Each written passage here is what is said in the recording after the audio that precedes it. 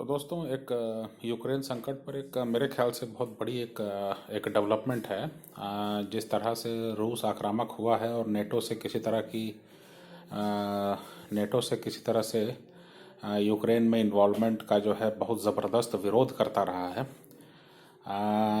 NATO की जो communications agency है उसने 17 जनवरी 2022 को एक मेमोरेंडम ऑफ अंडरस्टैंडिंग साइन किया है यूक्रेन के साथ। और इसमें जो है वो इंफॉर्मेशन टेक्नोलॉजी से संबंधित है ये।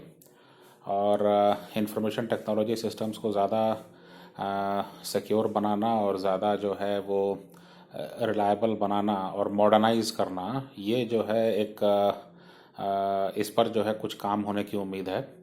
और दूसरा जो इसमें पॉइंट था कि जो यूक्रेन का जो आर्म्ड फोर्सेस हैं उनके लिए कमांड एंड कंट्रोल सिस्टम्स जो हैं उसमें भी जो है वो modern information and technology systems का उपयोग, ये दो महत्वपूर्ण जो एस्पेक्ट है जो साथ में काम करने का मुद्दा है, ये दोनों चीज़ें जो है वो निकल के आई हैं। बहुत अलग से इनको हाईलाइट भी किया गया है।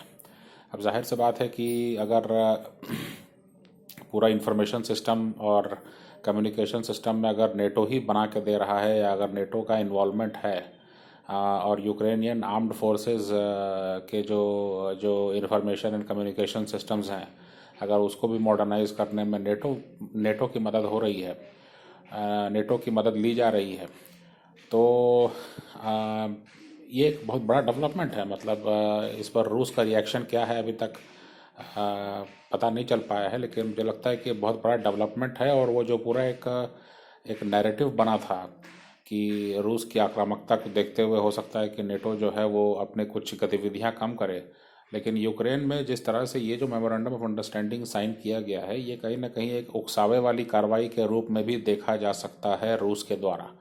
अब रशियन रिएक्शन क्या है इस पर, वो जो है हमको जैसे ही मालूम पड़ेगा हम आपके पास उसको ज़रूर बताएंगे। ये एक एक बड़ा डेवलपमेंट है। और ये भी पता होना चाहिए कि अभी हाल में ही कल कल ही जो है वो जर्मनी के फॉरेन मिनिस्टर भी जो है यूक्रेन में गए थे और वहाँ से वो रूस जा रहे हैं। तो इसका मतलब है कि मतलब कल मैंने इस बारे में जानकारी दी थी तो उसमें बहुत ज़्यादा कुछ एजेंडा जो है हाईलाइट नहीं हुआ था।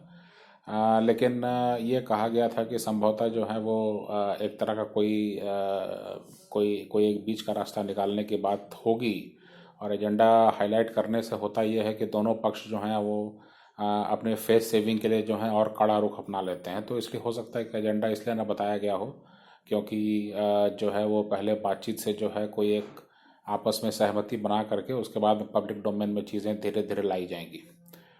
तो ये तो हुई बात अब एक एक तरह से समझने वाली बात यह है कि नेटो की मंशा क्या है, या इस तरह की खबरों के पीछे जो यूक्रेन के इंफॉर्मेशन एंड कम्युनिकेशन सिस्टम में जो है उसको लेकर के कोई एमओयू साइन हुआ है। इस पर उसकी मंशा क्या है नेटो की। क्या ये माना जाए कि नेटो जो है इनफॉर्मली जो है कहीं ना कहीं उसके साथ काम करना शुरू कर चुका है यूक्रेन के साथ। ये सब चीज़ें जो हैं वो देखने वाली बात है। इसके अलावा जो एयरक्राफ्ट ट्रैकिंग और रेडार नेटवर्किंग, ये सब चीज़ों पर भी जो है कुछ एक स्टडी करके जो है उसको भी इंटरनेट से अलग एक नेटवर्क बनाने की बात सुनने में आई है। क्योंकि ये समझ में आ सकता है कि साइबर अटैक जो यूक्रेन में हाल में हुआ था बहुत बड़े पैमाने पर, जिसकी जिसकी फोरेंसिक इन्वेस्टिगेशन के लिए जो है माइक्रोसॉफ्ट की टीम आई थी।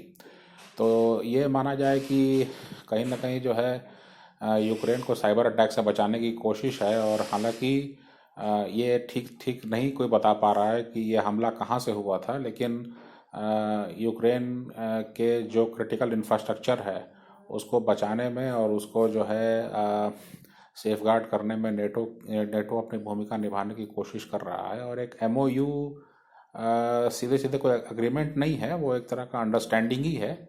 लेकिन जो चीज़ें हाईलाइट की गई हैं ये अपने आप में बहुत